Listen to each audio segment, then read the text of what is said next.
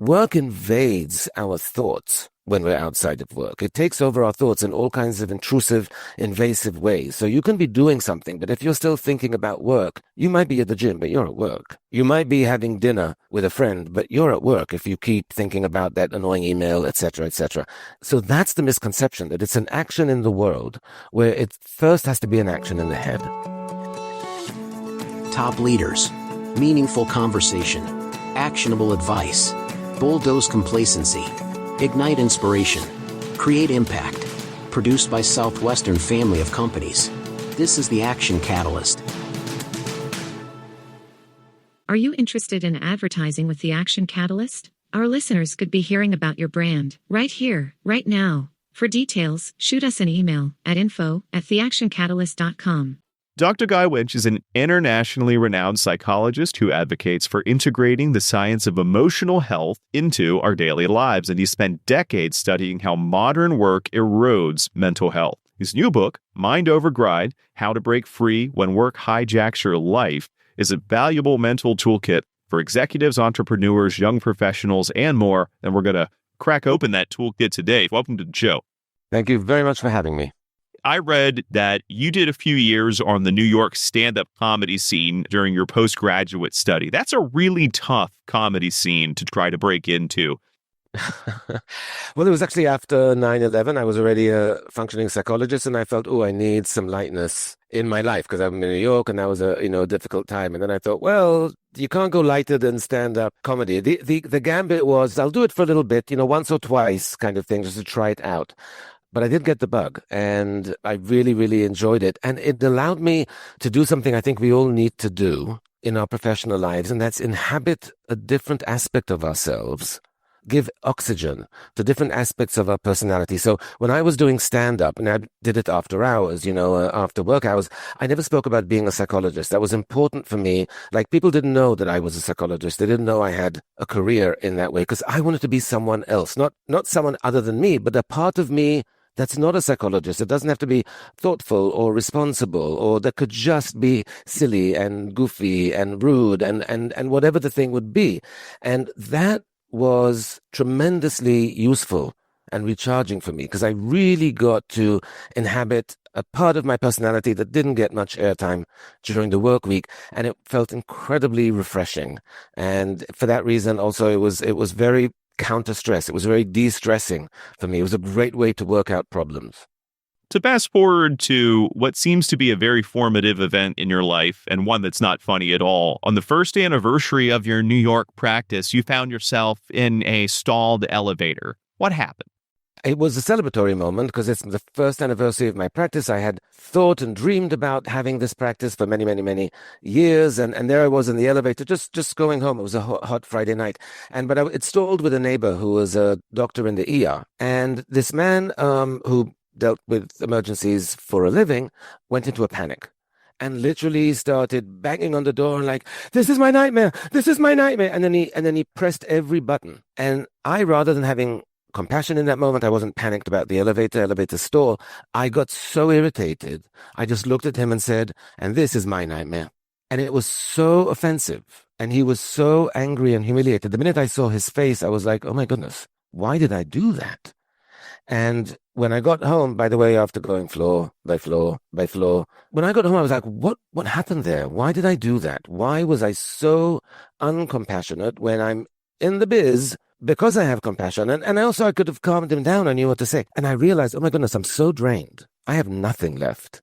And that's when I started thinking, I am burnt out. And it was very confusing to me because I associated burnout with something that happens after years and decades. You're old, you're grizzly, you've been through it all. And it was my first year. And so it was confusing, but it started to, but I definitely was burnt out. And for good reason. I had worked, really without breaks and 7 days a week. And I had immigrated. So I was an immigrant in the country. I had to do what a lot of immigrants have to do. That's worked very hard. But it really taught me that burnout is not what it seemed to me that it would be at the time. It's not the stereotype. It can happen at all kinds of levels. It can happen to all people. And when it does, it's severe the way that it impacts you. There is a lot of flawed advice out there on work-life balance, not only in how we divide our time, but our emotions as well, including even things like the amount of passion that we have or that we reserve for our job. What are some of the most common misconceptions that you hear around this idea of balance? Biggest misconception I think I hear is people think that work-life balance is about something you do in the world. I will add 2 hours of yoga to my schedule. There we go. Balanced we are. Where work-life imbalance happens is primarily in your head. And it's our thinking. It's our approach. It's how we think about ourselves and how we think about ourselves vis-a-vis our work. That's where the imbalance is, that work becomes incredibly primary for us. Our unconscious mind is quite primitive, but it considers work to be the most important thing in our lives, and for good reason. Work is what gives us all the things we need for basic living. It's what pays our bills. It's what gives us shelter, security, status, self-appreciation, appreciation by others. So our unconscious mind thinks, well, that's the most important thing for you. Anything else is disturbing it. And so it really focuses us on work. So the balance has to be first corrected in your head in all kinds of different ways. That's one misconception that people have. And the other misconception that people have is that by just doing something, by doing that extra, yoga or the meditation, or like, I'm going to, go to the gym twice, or, whatever the thing is, now you've fixed something. Work invades our thoughts when we're outside of work. It takes over our thoughts in all kinds of intrusive, invasive ways. So you can be doing something, but if you're still thinking about work, you might be at the gym, but you're at work. You might be having dinner with a friend, but you're at work if you keep thinking about that annoying email, etc., etc. So that's the misconception, that it's an action in the world where it first has to be an action in the head. The COVID pandemic and work from home certainly changed how all of us feel about work and home. So on one hand, it forced work into all of our homes. On the other hand, we kind of had to practice how to cope with that. Do you think it changed our idea of work-life balance for the better or for the worse? I would love to say that the pandemic and especially the shutdowns that kept us working from home for long durations actually allowed us to practice, quote unquote, mastering the division and the psychological separation between work and home. I didn't see a lot of people practicing that. I saw a lot of people struggling with that, but I didn't see a very intentional effort to create that separation. It was a survival mode. It was like, and there was an understanding. And that's what also created it, it wasn't just us that, it broke a boundary for. It was our managers. It was our workplaces, because they felt like, well, before it was like, well, should I intrude on their home life by emailing them after hours or by contacting them on the weekend? But now it's like, well, they're home working, so there's no intrusion. That's where they work. It just psychologically erased a barrier for them and for employers and for employees. And it's never really been fully resurrected, unfortunately. So I don't think it was for the better. I think working from home has many, many benefits, but I think it actually then imposes on us a greater burden to be more mindful and intentional about how we create that separation, psychologically, especially, because those barriers have been reduced. One simple example, and I was giving a lot of talks over the pandemic, and I was trying to say to people, like, if you are working from home, it is imperative that you find a small little corner of home you work from and work only from there. Do not infect your home with a feeling of work. Try and keep it maintained to a very small space. And then when you go into that space, you're working. When you step out of that space, it could be a corner of a table, because there's a lot of sharing going on, It could be your side of the bed. I don't care. But when you are out in that space, you're working. When you are outside of it, you are not. You have to train your mind to, have that separation too. And very few people heard it or followed it. They were just like pacing around, and they were working from everywhere. And so it really did associate home with work, and it's an association that's difficult to break. The distinguishing characteristics between mental exhaustion and physical exhaustion are often very subtle, very hard to spot. Help us distinguish a little between what some of those warning signs are of the mental exhaustion and physical exhaustion. Well, that's the problem. There aren't really any. In other words, our mind absolutely confuses the two. When you come home after a draining 8 hours in the office, say, your mind will tell you, I'm spent. I need to veg out on the couch now for 5 hours. I don't have physical energy. You do. You didn't do anything all day. You sat.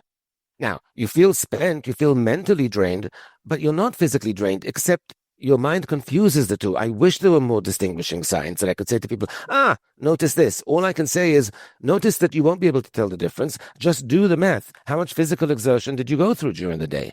And if you didn't, it's not physical. I mean, if you're a waiter or if you're in an office where you're literally running back and forth between and you're literally, look at 20,000 steps, fair enough.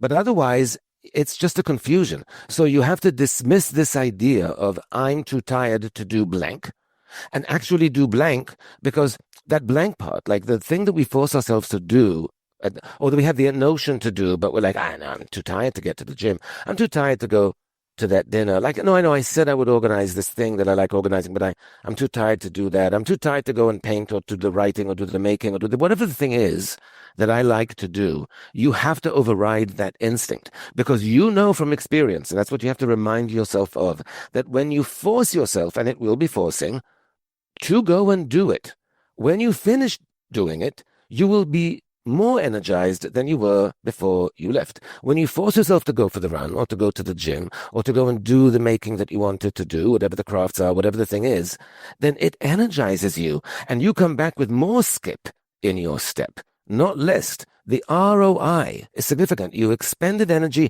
but got more back from it because you are not physically tired. You are drained mentally. And that you can only do from knowledge, because your insides are telling you like, no, just veg. There's something great on TV, watch it. And workout is an example, and a lot of people might be like, really working out, that's the only thing. No, anything you do like that. If you want to get up in the morning and paint for an hour, or if you want to, go and organize this thing and or make this quilt, or like, whatever people do that makes them, whatever their hobbies are, whatever their passions are. If you go and you do that, what you're doing is you are actually recharging your batteries. You are actually reminding yourself that your identity is not just your professional identity, it's your personal identity in many aspects of it. So you're actually giving oxygen to parts of yourself that need it. You're inflating your sense of self in a good way. I don't mean inflating usually sounds bad. You're giving oxygen to it. You're like reminding yourself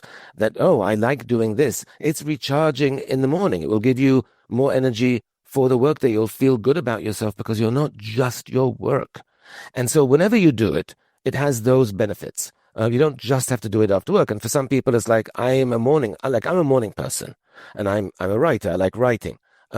I cannot do that in the evening because I'm the mental drain is problematic. But I can write in the morning. So I'll get up early and write in the morning. I'll work out in the evening because that requires less mental energy and more physical. So that, that's my balance, because that's my chronotype. I'm a morning person. If you're an evening person, I know writers were like, I cannot write before midnight. And I'm like, well, okay, good luck. But because that's difficult. But it's like, you have to match to whoever you are. But no, it's benefit whenever you do it. A lot of people say to me, and this is true of many, many, many people, they say, but I don't know what recharges me. I've been working out for so long. I don't have any hobbies. I come home or I'm a parent, so I'm doing taking duties. Like I have no idea what recharges me. And I'm like, excellent. Your task then is to discover that. And you start by a mental exercise. The mental exercise is you come to work on Monday and someone says, how was your weekend? Or come on a Tuesday, how was your evening? And you say, oh, it was great. It was fun. And they say, great. What did you do?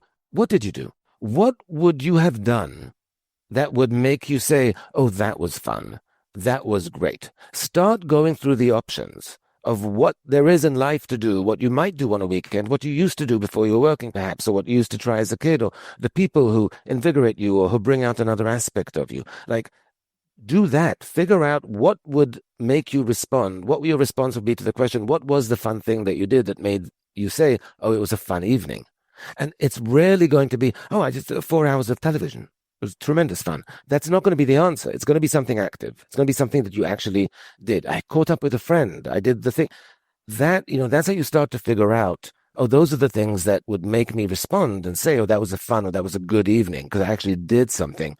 And then you need to work those in to your life. Kind of on the same vein, a lot of us think that we have certain habits or certain coping mechanisms for dealing with work-related stress. But in fact, a lot of the time, those mechanisms only serve to keep us trapped in a cycle of stress. So what are some of these flawed mechanisms? The flawed mechanisms are when we are really on autopilot, when we are really just pressured at work or pressured outside, then we're just kind of going through task from task to task to task. So we're not actually giving thought to what coping mechanisms we're using. And coping mechanisms are a way of managing situations. We have a default way. We can't be thoughtful about it all the time. Our unconscious mind makes that decision for us most of the time. But the decision it will make most of the time in our automatic coping mechanisms, they're not sophisticated. It will be about emotional relief.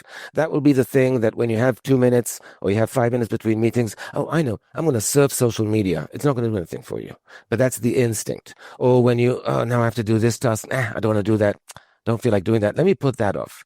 It's a bad instinct because it'll give you emotional relief in the moment, but then it sits in the back of your mind. And then as the time goes by, it creates more and more pressure to complete that thing that you put off. And so you found a way to actually balloon the stress from a half-hour task you could get rid of to 5 days worth of thinking about it and waste of bandwidth on coping with the stress of not doing it, which is also a bandwidth waste for us.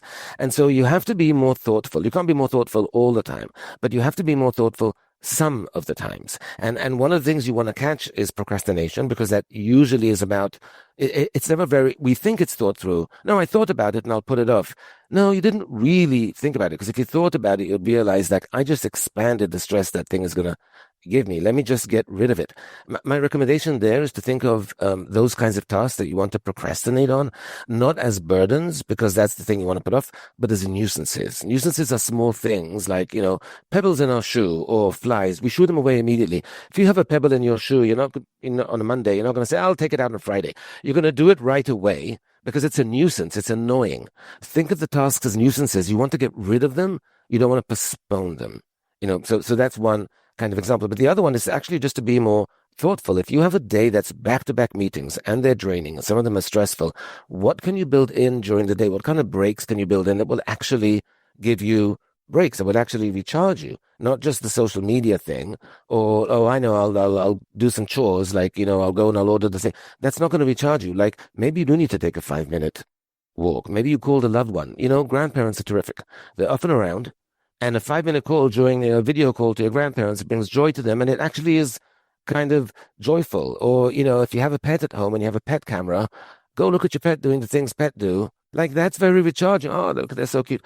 Do something that makes you go, that is actually makes you smile, makes you, but you have to be thoughtful in order to do that. So you have to disengage the autopilot and then, use coping mechanisms that are actually useful and do something for you. And look, folding laundry, just as an example, can be quite meditative for some people and quite not for others. It's very individualized.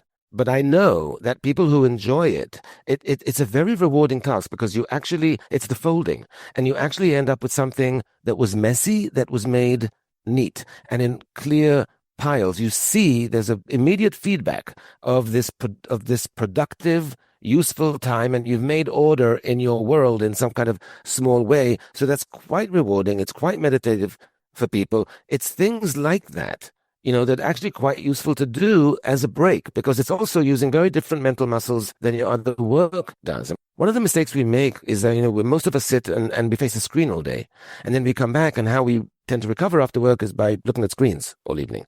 And our brain is like, I'm having a hard time telling the difference between what you did all day and what you're doing now. You know what I mean?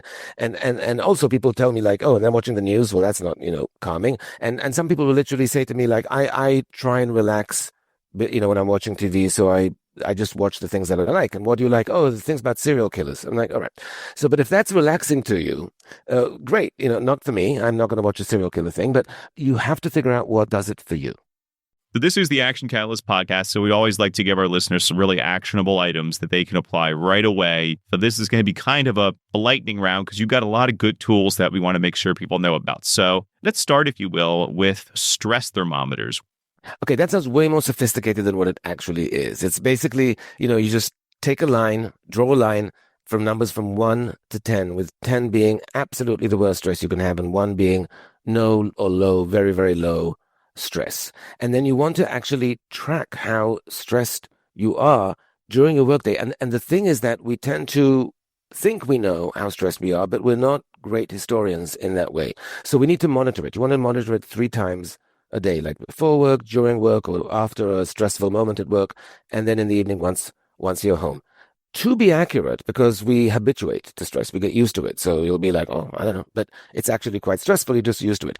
What you want to do is you want to find a video or a couple of them, clips of you in absolute relaxation mode. You're on vacation, you're smiling, you're happy, and you want to watch that clip for 10, 20 seconds to remind yourself, like, oh yeah, that's what I feel like when I'm totally not stressed. So that's my one.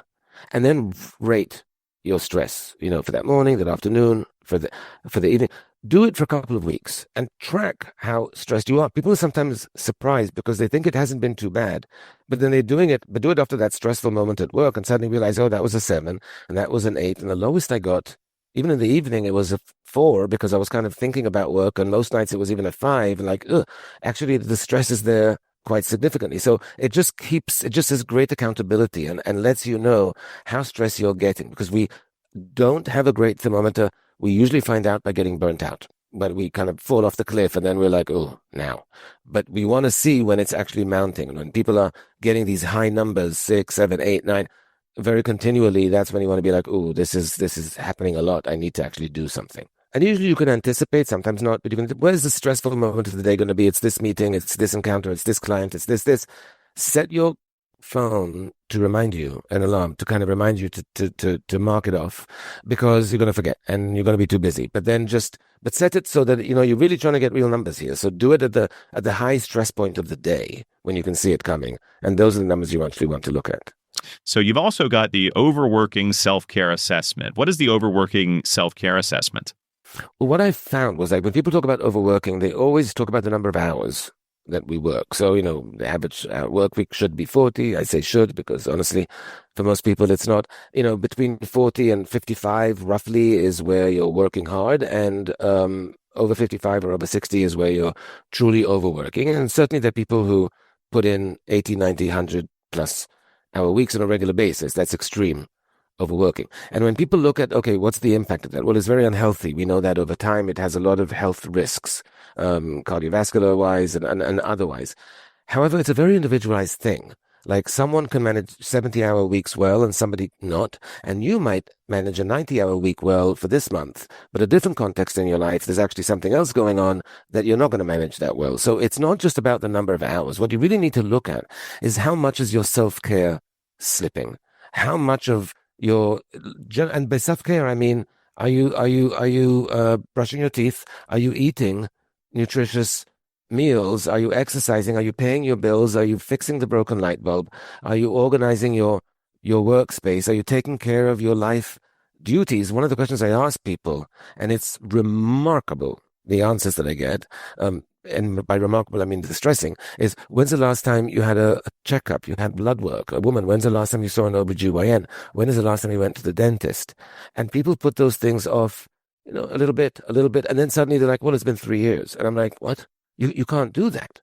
And there are all these stories in the press about, big founders of different organizations that have come down with really big illnesses and things that they've really endangered themselves because they haven't been monitoring their self-care. So this assessment that I have in the book will help you monitor, and it will also alert you to when it's slipping, because that's when you want to take action. Piles of emails is a very common stressor. You've got an exercise for that in the book called Red Light, Green Light.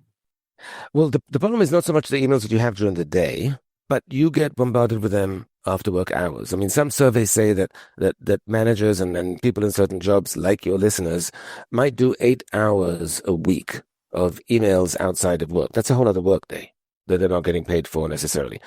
The bigger problem with that is not just that they're working all these extra hours that are unpaid, is that it's completely disrupting their evenings and their weekends, because they're constantly checking their phone.